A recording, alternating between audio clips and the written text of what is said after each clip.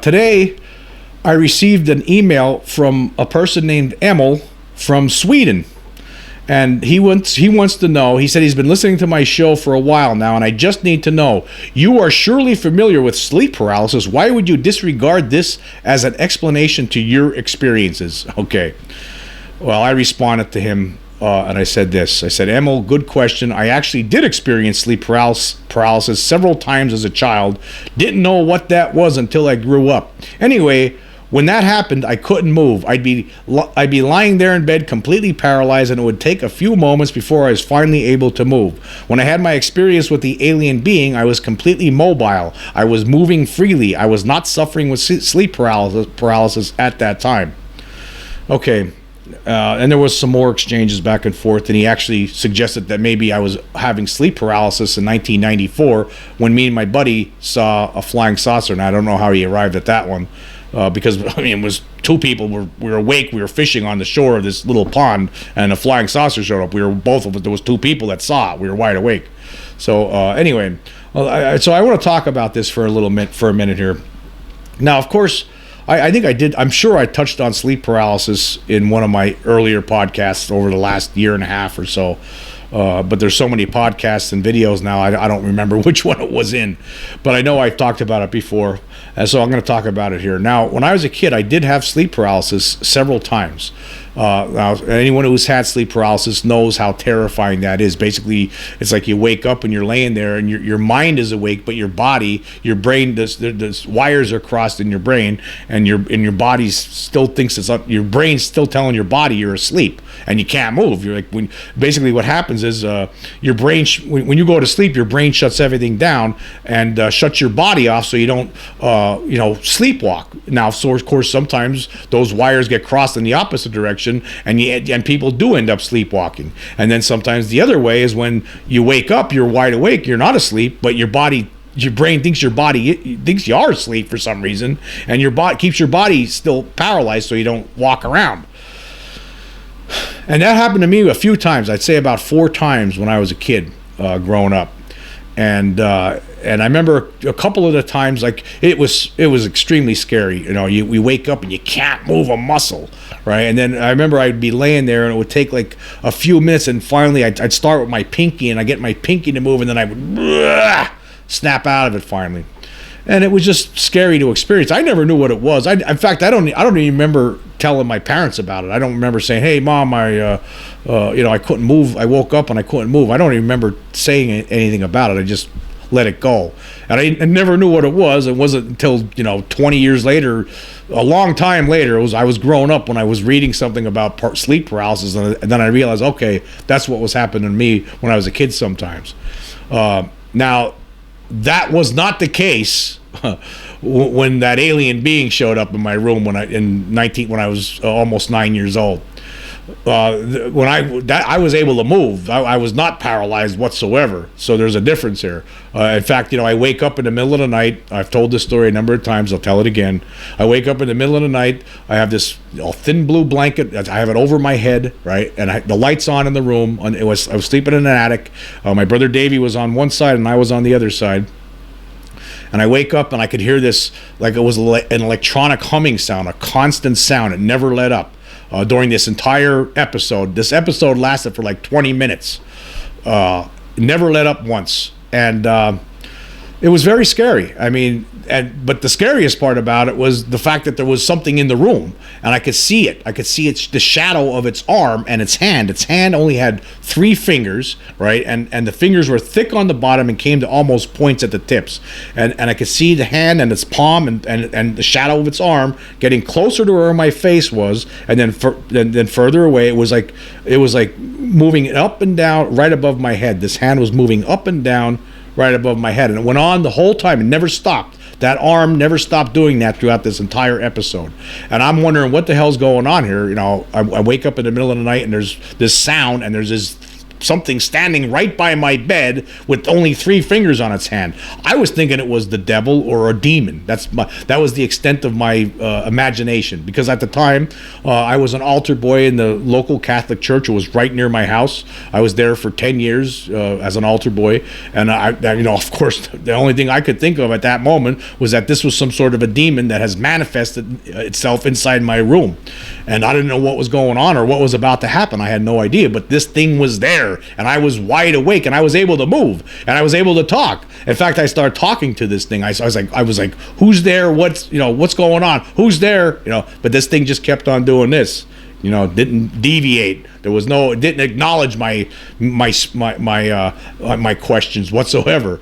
Right, and all I could do was, at the same time, that there was this loud humming sound, and I'm scared out of my mind. I didn't know what's going on, and so I'm laying there looking at this. I can't believe it, and so I did not want to pull the blanket down and face whatever this is. I did not want to see its face.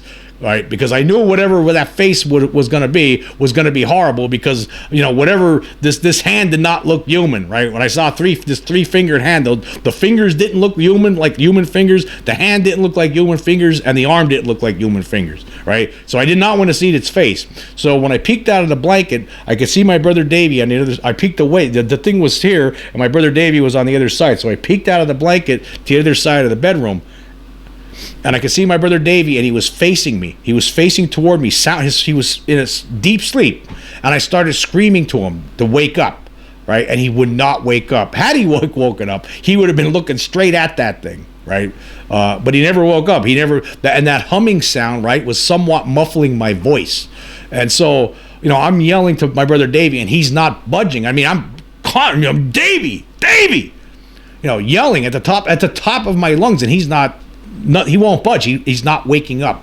And then I was really terrified by this point. The thing still standing there, whatever it was, right, with its hand going like this, right? I start screaming for my mom and dad, for like 10 minutes, screaming for them, right? And they're not coming. They don't come. Nobody came to the rescue. And I don't know what time it was in the morning. I have no idea. It could have been 2 o'clock in the morning. I don't know, right? But there was something there. Nobody listened. Nobody could hear me. Nobody was waking up. They weren't being, me screaming had no effect, right, on anybody else in the house. Apparently, whatever was going on, they were all conked out by this presence, right? But for some reason, I was not. So all I could do was just lay there, and I did not want to look at the face of this thing. All I could do was lay there and watch this thing standing there, and this horrifying sound, like this overwhelming humming sound, continue. So I'm laying there. I started praying. I'm praying to God. Oh my God, please God, please make this thing go away. I would close my eyes. I would open it back up again. The thing's still there. The humming sound's still there. Nothing changed. And then the next thing I know, somehow I passed out. Right, and then time passes, and the next morning, it was probably around 9 o'clock in the morning. I wake up, right, and I'm looking around the room. There's nothing there. Right, I go downstairs. I start telling my mom what happened. She doesn't believe me. She's insisting that what happened was a dream. I know it wasn't a dream. I was awake. It lasted for 20 minutes. I know I've had many nightmares in my day. Especially when I was a kid growing up. This was not a dream. It wasn't a nightmare. It wasn't any of those things. Right, I don't know what it was, other than an alien being. That's what it was. Right, it couldn't have been anything else. It had to be. And I didn't know it at the time. I thought it was a devil or a demon. Right, but I remember telling my mom that, like, for a while during the course of that day, I'm telling you, but she wouldn't listen to me. And I remember I finally got to a point where I realized she's just not going to believe me. She's just not going to believe me. I'm just a kid, and nobody's going to believe me. And then my dad got home from work, and I remember running out to the car to tell him. And then I got the same thing, saying, "Oh, it was just a dream, nothing to worry about." And pretty much, I gave up on telling anybody about it, because I knew nobody was going to believe me. I would tell people, I would tell my friends and stuff over the years, about this. But as far as trying to get anyone to believe me at that time, I couldn't get my parents to believe me. Nobody believed me. But there was something in that room, and it was not human. I know, and I know I was awake. I know that there was something there. It wasn't until 10 years later, when I was watching a show about alien abduction, where I realized that's what it was. It wasn't a demon or a devil. It was alien. That's what it was. It must have been. But I wasn't suffering sleep paralysis that time. No, there was no sleep paralysis. That's not what it was. I mean, sleep paralysis, you can't move. And now some people, when they run into aliens. Sometimes this happens, when multiple people are involved. Now, there have been some debunkers throughout the years. There was this woman named Susan Clancy who wrote a book some years ago, maybe 10 years ago or so, I can't remember, tried to debunk all of this stuff, saying that, but most of this stuff, all these alien abduction stories it's all really sleep paralysis, things like that, right? That's not true, though. I mean, again, how many different cases are there where, there's multiple people involved? For instance, the 1973 Pascagoula incident, 2 guys are standing there fishing on the Mississippi, or in the Pascagoula River in Mississippi. Next thing you know, this alien spacecraft lands right behind them. These 3 robot type beings come exiting out, hovering. They're not even walking, they're hovering over the ground. Those 2 guys are like paralyzed, where they stand, and these things grab them and drag them in the ship, right? These beings could paralyze you. So I believe a lot of alien abductions, people do get paralyzed during the course of this. Sometimes people that can't help themselves, and they'll walk along with the aliens, right? They'll just they can't stop themselves from obeying what the aliens want them to do, and they'll end up just walking along and with the grays into a spacecraft during an abduction. Sometimes it happens in broad daylight and all at a pic. I've read some stories where it happens to people at a picnic. They're at a daytime picnic, and for some reason they'll have an urge to walk away from everyone else, and then they'll lose time. They'll lose an hour, and then later on, under hypnosis, they'll remember that they walked into a clearing and there was a flying saucer sitting there, and they walked right into it. So this whole nonsense about sleep paralysis being the excuse for alien abductions is absurd. And again, when I had my encounter, and again, I don't know if I was abducted or not. I don't know if I was, if they took me when I passed out, or if they were just bringing me back and I woke up. I have no idea, right? I don't know. I don't remember. And I never got hypnotized. And I don't know if, that's another question. Some people say, well, maybe you should get hypnotized, and try to remember what happened. I'm not sure I want to remember. I don't know. I do think about it sometimes, but for the most part, I'm not sure I want to remember what happened here. I mean, it might, if it's absolutely terrifying, why would I want to put myself through that?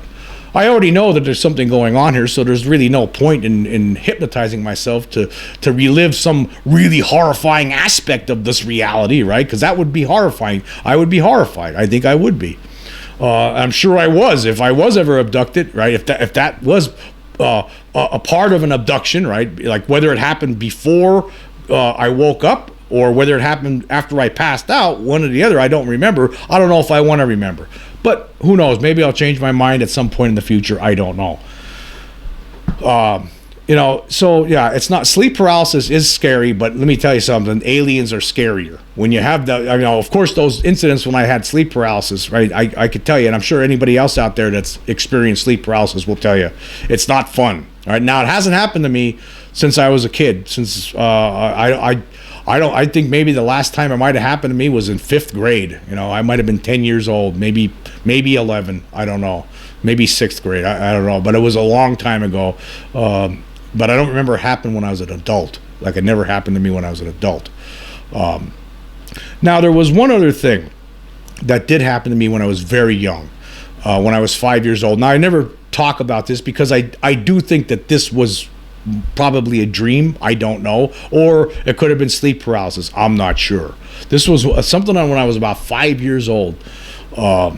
It had to be when I was 5 years old because we had just moved into this house. When I was 4, almost 5, we moved into this house. Actually, we moved into this house when I was 4. I might have been 4. Might have been 4 or 5. I don't know now. But we moved into this new house, and it was a small house. And for the first couple of years, me and my brother Davey, who later moved up to the attic, we actually shared this other bedroom on the 2nd floor. And my brother Sean, who was a baby at the time, had this. He was in another room by himself with his crib. But me and my brother Davey had bunk beds, and at this time the beds were on top of each other. We had those same beds up in the attic, but we didn't use them as bunk beds anymore. He had one bed on the one side, and I had the bed on the other. But we moved in the attic in '74 after my first sister was born. But when we first moved in that house, was at some point during the first year living in that house. Well, we slept we slept in this 2nd floor middle bedroom in this house. And the one night I woke up and I was on the bottom bunk, and I woke up and I'm laying in bed, and there was a closet there. There was a small closet right. I'm laying in bed, and right across from me there was this closet. Now this closet was a real small inside. It was really tight, right? It'd be hard, a kid could be in there, but it'd be really hard to have an adult stuffed in there because there really wasn't a lot of space in there.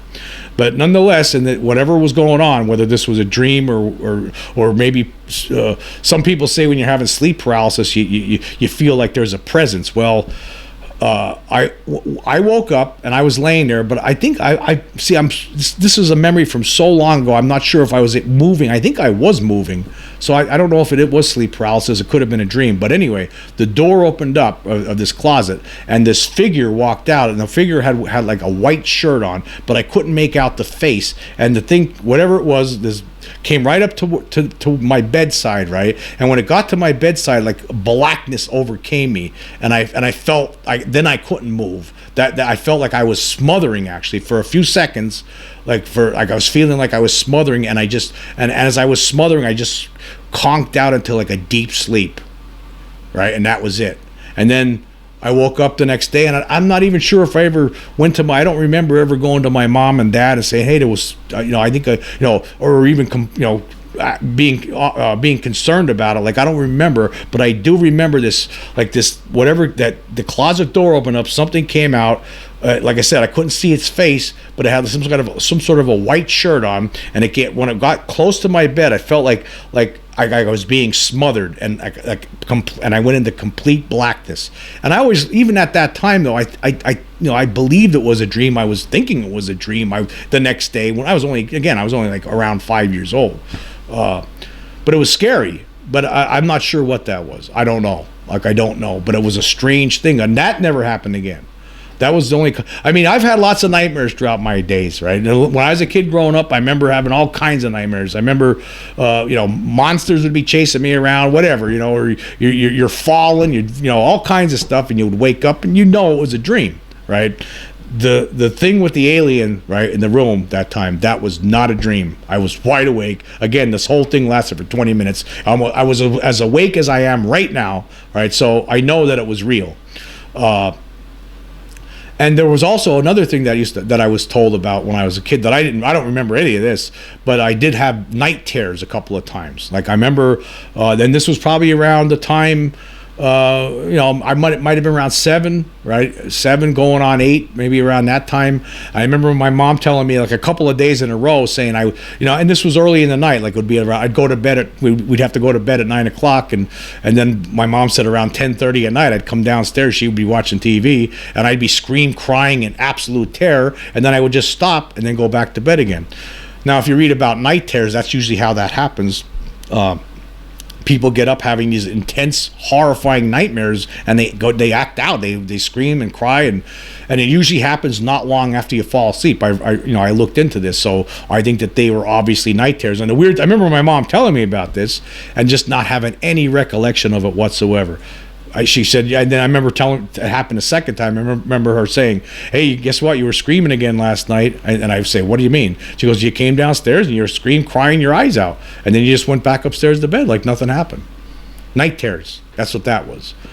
But that alien thing, the thing with the fingers, right? No, that was no night terror. That was no sleep paralysis incident. Nothing like that.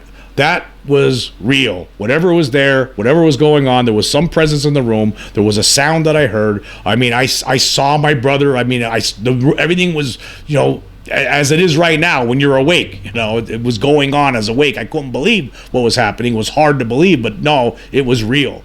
Now, the other thing that I was talking about before, when I was really young, I don't know. I mean, I guess it could have been a dream. I don't know, but it was strange. Sometimes I think about it. In fact, I don't think I've ever really talked about it. The only person I think I told about was about this one time I was telling my son about that strain with the closet door opening up, the figure walking out, and then, as it got close to the bed, I was like enveloped in blackness and a smothering feeling, and then just blackout, and that was it. And I remember feeling not scared too. That was another thing, a weird thing about that little dream or whatever it was. Like I remember once, even though I was smothering and I couldn't move, I felt comfortable as I just sunk into complete oblivion. at 5 years old. I don't know, but it just could have been a very strange dream. Who knows? It seems like when you're a kid, you have a lot more strange dreams, and you have to wonder sometimes. You hear a lot of kids talking about things. I think sometimes another thing too, at the same time, kids are just more open to these kind of things when they happen. So if something weird happens, they're just more aware of it than, because as you get older and you're an adult, you're just so used to things like that not happening, right? So if it does happen, you're probably not going to notice it because you don't expect it, you don't believe it, whatever, right? But when you're a kid, right? Some kids see things, experience things that adults don't, and who knows? Maybe that had something. Maybe that little part of that little thing that I'm talking about there had something to do with aliens too. I don't know. That thing coming out of the closet. I don't know. I don't think so, but I don't know. It could have. Maybe not. Maybe it was a dream. Maybe it was partial sleep paralysis. I don't know, but it was strange, and that was the only time that something like that ever happened, where I had this feeling of smothering, something smothering me, and then like sinking into blackness, and then just going into oblivion, and then waking up the next day. That was weird. It wasn't like, that was not like waking up from, again, it was usually when you have a nightmare, you wake up, right? And it's like, oh my God, right? And you're happy it's over. But then, of course, with something like that, I didn't wake up again. I just sunk back into sleep again. I don't know. Again, was it a dream? Could have been. Right? I know the other thing was definitely not a dream. The alien in the bedroom, right? That thing with the 3 fingers, I was definitely wide awake for that. But for that other thing, I'm not sure. I just know it was weird. And I know it was scary, but I don't know. I don't know what else to say about it. Anyway, until next time.